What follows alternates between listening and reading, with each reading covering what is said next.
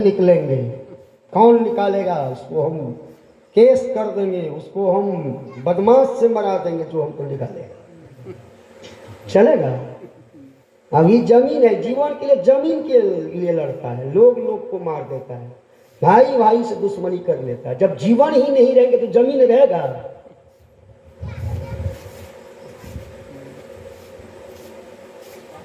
लोग अज्ञानता में आकर ये जीव सब कुछ भुला देता है। जब जीवन रूपी जमीन ही सुरक्षित नहीं रहेंगे तो ये जमीन सुरक्षित रहेगा? इसी जमीन में एक कोण में जला देंगे, उस पर भी हल चलेगा, उस पर भी फिर से धान गेहूं मकई उपजेंगे। तो जब जीवन पर ही धान मकई गेहूं उपजेंगे तो फिर जमीन के लिए क्यों ऐसा करता है? जीव के लिए करो ना। जमीन भी छूटेंगे, जीवन भी छूटेगा, लेकिन ऐसा भी कोई वस्तु है जो कभी छूटने वाला नहीं है, वो है तो सत्संग भजन ईश्वर की भक्ति है जो कभी छूटता नहीं है।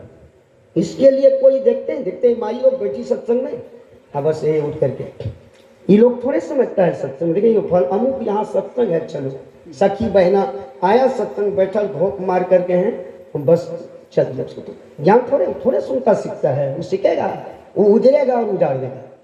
उजड़ रहा है, खुद बिगड़ रही है, अपने पुतों को बिगाड़ रहा है, पर पुतों को बिगाड़ेगी, उसको करने के लिए कभी सिखाई नहीं। वो बैठेगा सत्संग में, वो चक्का थोड़ा सा हवा की झोंका चला कि बस उठ के चल दिया।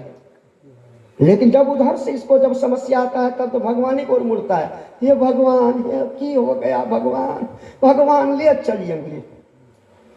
ऐसा है कि बात ही छोड़, इसके ना आगे चलो ना पीछे चलो, ये किसी का नहीं है।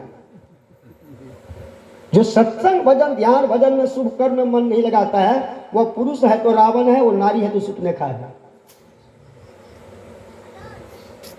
और एक रावण का क्या दशा हुआ, एक सुपनेखा का क्या, उसे समझ में बढ़िया से। रावण जैसा भाई उसको सुरक्षा नहीं रख सका, रावण को भी उजाड़ दिया, पूरे लंका का सर्वनाश कर दिया। अगर नारी इस तरह का हो तो घर और परिवार और समाज कभी शांति में नहीं रहेगा। गलत बोल रहे हैं,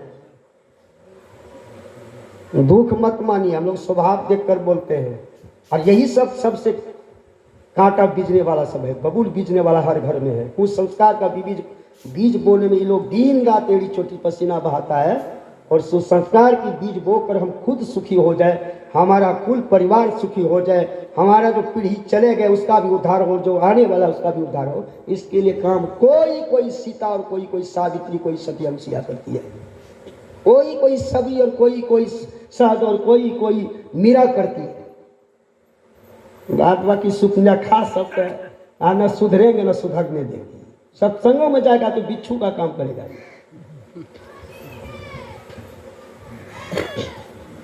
श्री सदगुरु दुख मत मानिए, हम लोग हरफन मौला आदमी हैं, जो कहना है दिल से कह देते, मानने का होगा मानना, नहीं तो फ्री रहो ना। तो काल तो मोह पिजा रहा, जिस रोज चपेट में आया ना, कोई पैरवी पैगाम काम नहीं करेगा।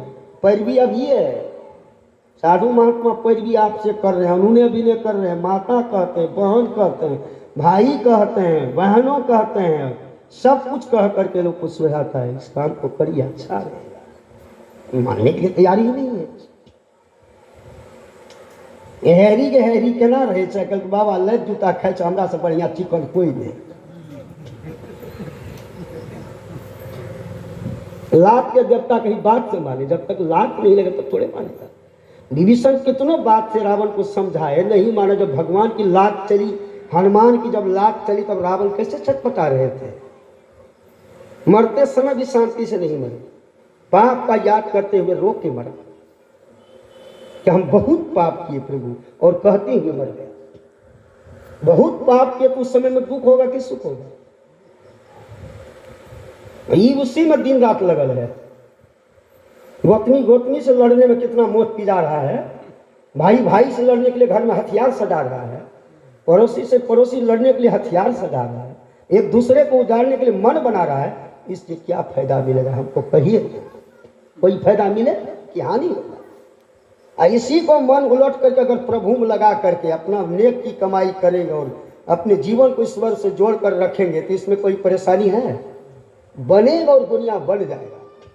और यदि हम इसको छोड़ करके और काम करेंगे तो हम भी बिगड़ेंगे, दुनिया बिगड़ेंगे, हमारा भी बिगड़ेगा, दुनिया का भी बिगड़ जाएगा। कौन फायदा हुआ? और 2 दिन की जिंदगी है, 2 दिन का जीवन है, आज है कल किसकी अर्थी सजेगी कोई जानता है? जीव का अर्थी कभी सजेगा? जीव कभी जलेंगे, सड़ेंगे, मरेंगे? शरीर तो सबका चिता पर जाएगा या कब्र में जाएगा कि नहीं जाएगा? जब राम के शरीर नहीं रहे, कृष्ण के शरीर नहीं रहे, युधिष्ठिर के शरीर नहीं रहे, हरिश्चंद्र के शरीर नहीं रहे, तो हम लोगों का शरीर रहेगा? तो इस शरीर के द्वारा जो आप करेंगे वही आपको मिलेगा। आपको मतलब जीव को मिलेगा। हमको क्या करना चाहिए? जिंदगी एक किराए का घर है, एक न एक दिन, किसी दिन न किसी दिन निकलना पड़ेगा। मौत किस दिन निकलेंगे? तो मौत जिस दिन आवाज देगी उस दिन घर से बाहर निकलना पड़ेगा। किस घर से बाहर? शरीर रूपी घर से बाहर निकलना पड़ेगा, जिस घर में अभी डेरा डाल करके रह रहे हो, सारा नाच कर रहे हो, हाथ के द्वारा, नाक के द्वारा, आंख के द्वारा, कान के द्वारा, मन के द्वारा, बुद्धि के द्वारा, चित्त के द्वारा, अहंकार के द्वारा जो नाच कर रहे हो, वो सब नाच खत्म हो जाएगा जब शरीर छूटेंगे। तो नहीं खत्म हो जाएगा? मौत कब निकलना पड़ेगा इस शरीर घर से बाहर? कब निकलना पड़ेगा? मौत जब तुमको आवाज देगी, जिस दिन मृत्यु आएगी उस दिन निकलना पड़ेगा।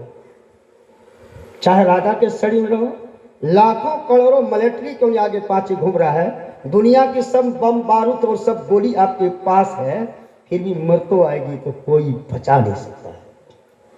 किसी में पावर नहीं है कि नहीं, मौत को रोक देंगे। और कब मृत्यु हो जाएगी इसका कोई पता? मौत हमारे पीछे पीछे चल रहा, हम मृत्यु को नहीं देख रहे हैं, मृत्यु तो हमको हर वक्त देख रहा है। इन्हें देख रहा है, ये सोचता है कि हम मरबे नहीं करेंगे, हम तो अमर हैं, हम तो खुट्टा गाड़ के तब नहीं सब काम कर रहा है। जैसे दिमाग में हो जाए कि हम नहीं रहेंगे, दुनिया में मर जाएंगे, तब ये संसार के मन में वैराग होने लगेगा, तब परमात्मा में प्रेम होने लगेगा, तब धर्म में प्रेम होगा।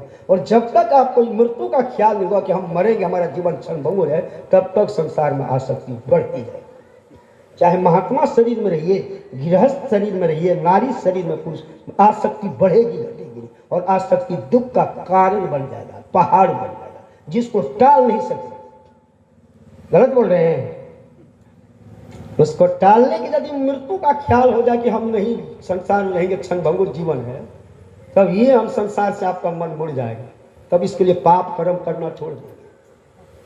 जब जीवन ही नहीं रहेंगे तो जमीन रहेगा। बात सत्य है कि असत्य है? कोई बोल दे, कोई विद्वान आदमी होगा, कोई वो बोलेगा हम बहुत पढ़ल है, हमारा जीवन अमर, उसको हम देखेंगे एक बार। यहां आकर के सबको चुप रहना पड़ेगा। यहां पर किसी का नहीं चलेगा हठ शास्त्र, यहां सत्य शास्त्र ही चलेंगे, क्योंकि मरना सबको है। कब मरेंगे? मौत जब तुमको आवाज देगी, जिस दिन मृत्यु आ जाएगी उस दिन मरना ही पड़ेगा। चाहे किसी भी राजा के शरीर में रहो, महाराजा के शरीर में, प्रधानमंत्री, मुख्यमंत्री के शरीर में रहेंगे, या राम कृष्ण के भी शरीर में रहेंगे, तो उस दिन निकलना पड़ेगा।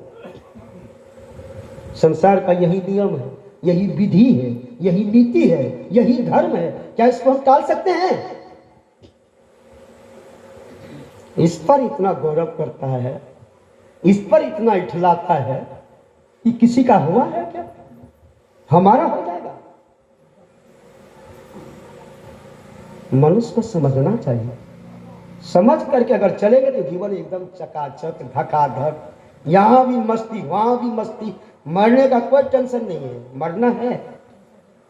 मरने से पहले मरने के लिए सीख लीजिए, फिर मरना नहीं होगा इसी जीवन में। सत्संग में यही सिखाया जाता है, संत लोग यही सिखाते हैं, मरने से पहले मर जाओ, मरने की भय से पहले मुक्त होते हैं। नहीं, लेकिन ये तो उधरे और जा रहा है, सोचता हम थोड़े मरेंगे। मृत्यु रोज इसको देखते हैं, मृत्यु रोज डायरी को देखते हैं, एक दिन भी नहीं देखना छोड़ते, क्योंकि मृत्यु कब होगी ये पता उसको है, काल को है, कब इसकी मृत्यु होगी, रोज डायरी देखते हैं।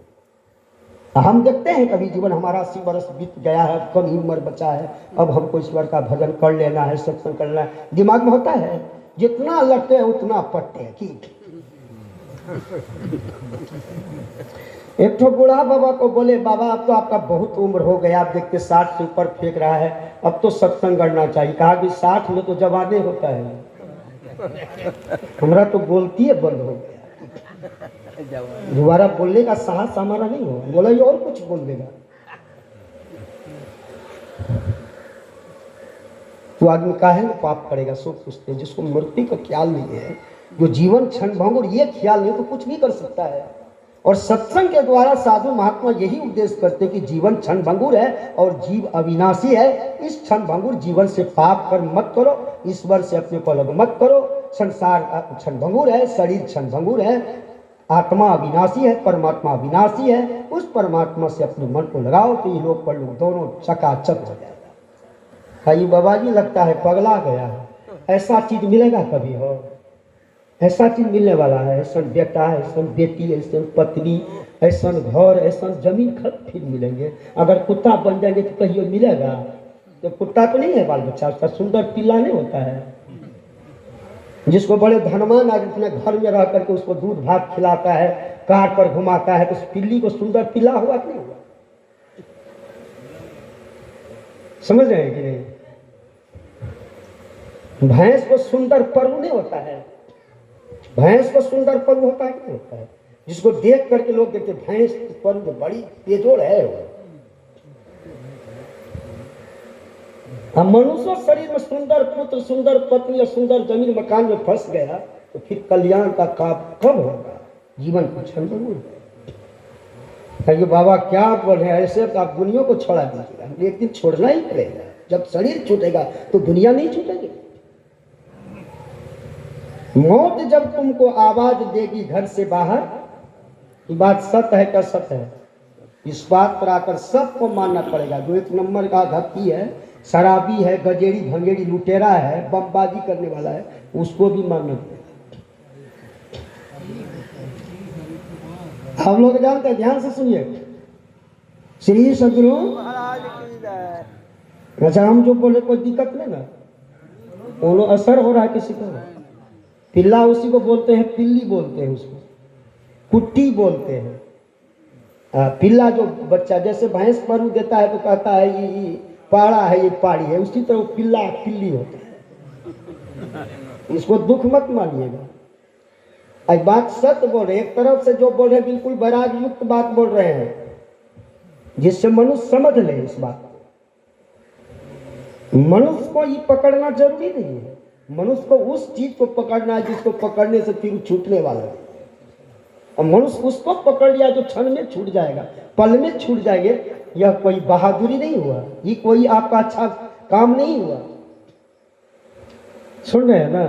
आप लोग जानते हैं, हमने बोले कि राष्ट्रपति, प्रधानमंत्री, मुख्यमंत्री भी है जो